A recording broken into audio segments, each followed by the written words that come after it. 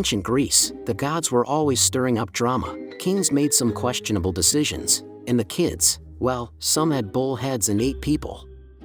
Today we're talking about the guy who became the ultimate symbol of labyrinths, isolation, and family issues that were screaming for group therapy, the Minotaur. This is the story of one angry bull trapped in a maze, a stubborn king, a fake cow, a genius architect, and a hero who only won because his crush let him cheat. So go ahead, like the video, subscribe to the channel, and hit the bell, because here, mythology makes way more sense than anything King Minos ever did. It all started when King Minos of Crete asked Poseidon for a divine sign to prove he was the rightful ruler of the island. Poseidon, in a rare mood of generosity, sent a magnificent white bull, huge, majestic, impossible to ignore, along with a simple message. Sacrifice the bull in my honor, and I'll bless your reign. But Minos, who had one job, looked at the bull and thought, He's just too beautiful. I'll sacrifice a different one and keep this one in the royal barn. In short, he tried to scam Poseidon. And Poseidon, feeling betrayed, did what any vengeful god with a flair for chaos would do. He cursed Minos' wife, Persephone, to feel an uncontrollable attraction to the bull. Yes, literally that. And this, my friends, is where mythology takes one giant step away from sanity. Persephone, now completely obsessed, turned to Daedalus, Crete's top architect and clearly someone with zero ethical boundaries. And the guy delivered. He built a hollow wooden cow where Persephone could, well, hide and fulfill her desires with the bull. Yes, that actually happened.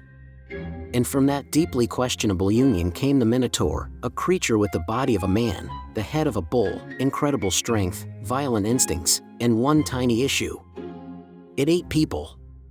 Minos, who had created this mess from start to finish, was now in panic mode. He couldn't kill the creature, I mean, technically, it was his son.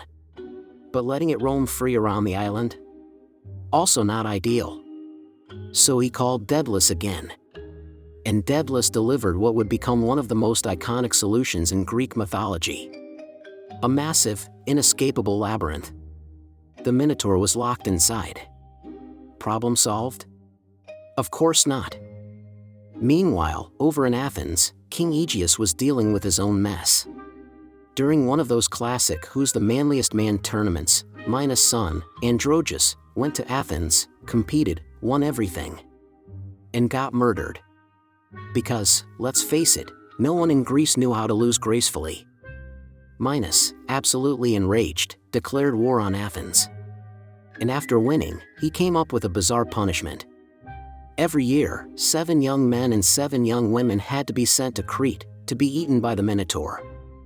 Yep, a human sacrifice subscription plan. The teens were shipped off to Crete, tossed into the labyrinth and, well, no one ever came back. No one, until Theseus entered the picture. Theseus was the son of King Aegeus. When he heard about the annual human sacrifice, he basically said, You know what? That Minotaur doesn't scare me. I got this. He volunteered and headed to Crete, full of confidence and hero-level hair volume. Once there, he met Ariadne, Minos' daughter, who fell in love with him by episode 2. And when she realized her crush was about to become monster food, she stepped in. She gave Theseus a ball of enchanted thread, the famous Ariadne's thread, and said, Unroll it as you go in. When you're done, just follow it back out. Theseus entered the labyrinth, faced the Minotaur, hand to hand, no magic sword, and killed the beast. Then he followed the thread, made it out alive, and escaped Crete with the other teens, and with Ariadne in tow. Seemed like a happy ending. But, hold up. On the way back, Theseus made a quick stop on the island of Naxos and abandoned Ariadne. Yes, the woman who literally saved his life. Versions vary, some say the gods ordered it, others that he just ghosted her, ancient Greek style. Either way, Ariadne was left there, alone, until Dionysus showed up and, thankfully, treated her way better than her ex did. Theseus continued on to Athens, but not without one final screw-up. He had promised his father that if he survived, he'd return with white sails on the ship. He forgot.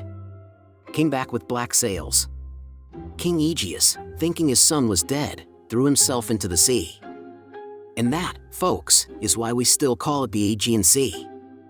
And so, with a creature locked in a labyrinth, a betrayed lover, and a king who died over a miscommunication, ancient Greece delivered yet another story that could easily be 3 movies, 1 TV series, and a whole lot of group therapy.